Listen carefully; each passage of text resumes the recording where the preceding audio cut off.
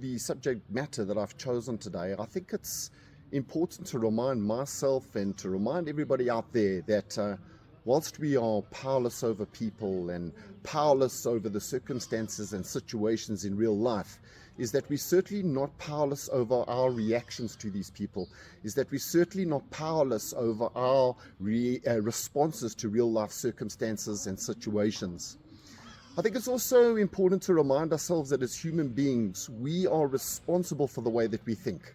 We are responsible for the way that we feel, for the way that we behave, our internal value judgments, and of course the choices that we make in life.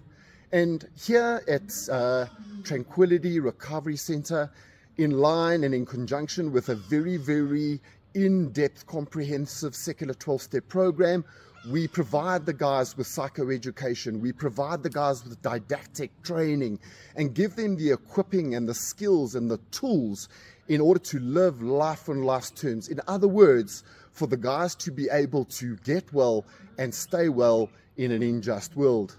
My brief topic today is going to be on emotional regulation, and I would like to start off by asking two very challenging questions.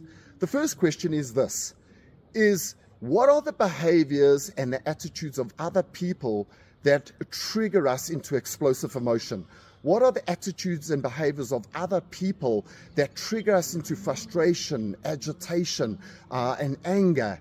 And question two is, are our reactions in line with the way that we feel, or are our reactions in line with our recovery and spiritual values?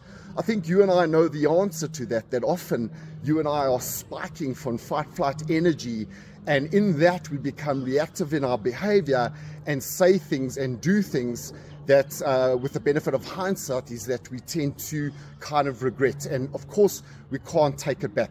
So I'd like to provide you with a very simple tool today to help you and I be able to diminish and rid ourselves of fight-flight energy. In other words, give ourselves the opportunity to be able to pause and accept, and to be able to think things through clearly and properly before actioning decisions. So the tool I want to provide you today is a dialectical behavioral therapy tool, and it's really referred to as the TIP method. So really what the T stands for is temperature change.